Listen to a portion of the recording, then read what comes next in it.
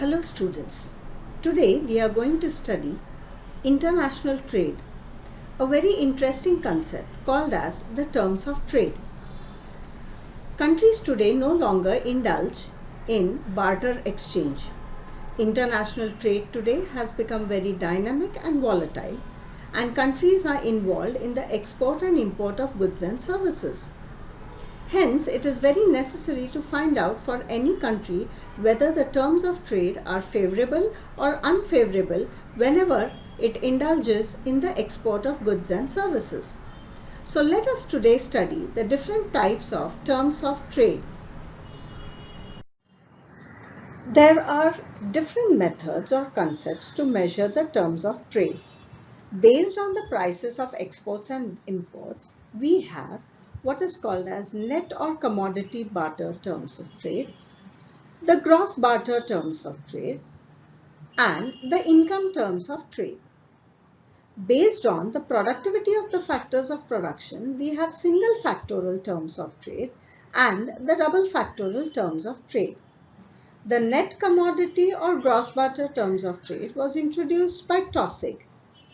The income terms of trade was developed by Dorrance. And the single and double factorial terms of trade was popularized by Jacob Weiner. To begin with, let us understand what is terms of trade. Terms of trade involves the exchange of goods and services between countries. It can be bilateral trade or even multilateral trade. The terms of trade is defined as the ratio at which goods are exchanged between the two countries or more than two countries. Terms of trade is generally defined as the ratio of the price of its export of a commodity to the price of the import of a commodity.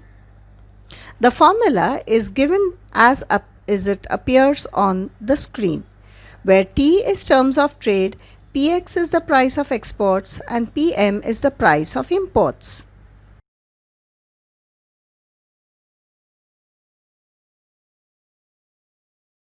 Example. We are dealing with a single commodity. We are dealing with a single commodity which is going to be exported and imported. The given formula, as we know, is price of exports to the price of imports. The price of export is 95 and the price of import is 100. When we use these values in this equation, we get 95 upon 100, and since we are dealing with a single commodity, we are going to multiply the equation by 100. The result is we arrive at T is equal to 95. The terms of trade is unfavorable. The terms of trade is unfavorable because any value less than 100 means that the country which is exporting the goods and services is fetching less price for her exports and is paying more for her imports. In our example, the price of exports is less and the price of imports is more, and hence we conclude that the terms of trade is unfavorable for the country under concern. Let us begin understanding the net barter or the commodity terms of trade. It is generally defined as the ratio of the prices a country gets for its exports to the prices it pays for its imports.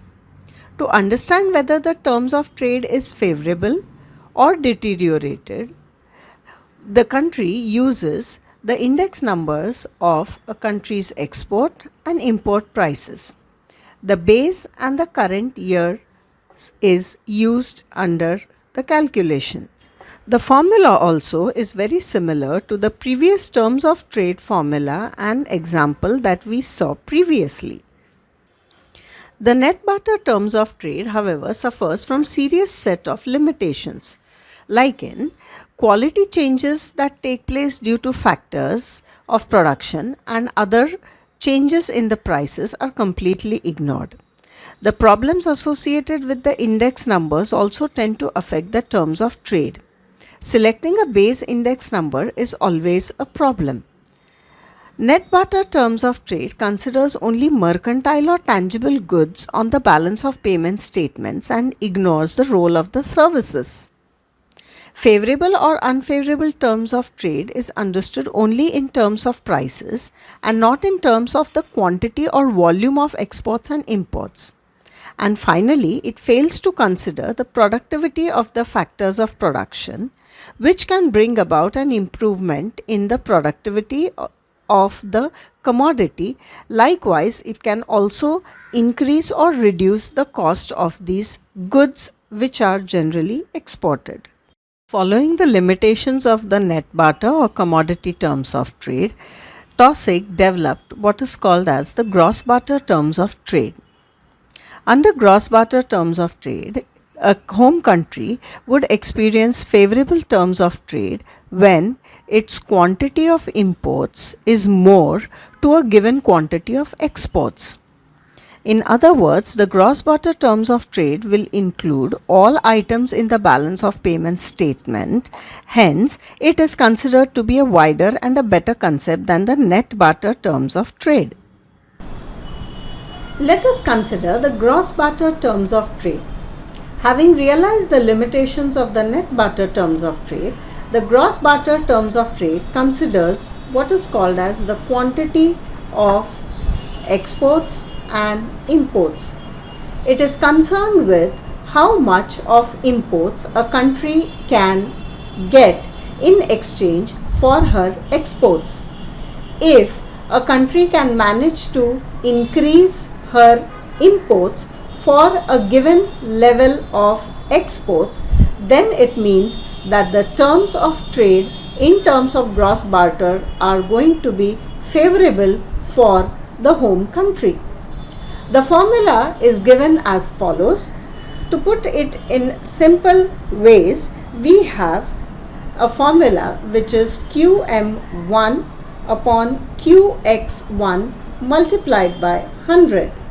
Let us again take up an hypothetical example and try to find out how the terms of trade happen to be favorable if the imports happen to be more than the quantity of exports.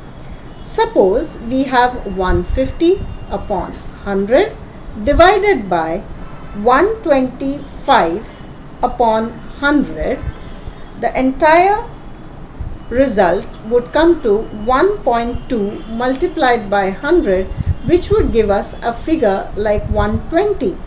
So 120 is going to be the gross barter terms of trade, which is definitely more than 100, and therefore the terms of trade is going to be favorable for the importing nation.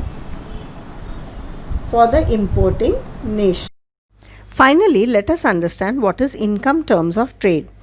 After all, total income earned by a country through its exports is equally or more important as the price of exports. A decline in the price would increase the demand for exports if the demand is elastic. However, a higher price with a weak demand does not benefit the exporting country or the home country.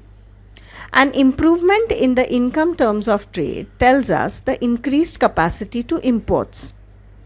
The capacity to import for the home country increases whenever the export prices increase in the world market for its commodity and when the import prices for the home country decreases.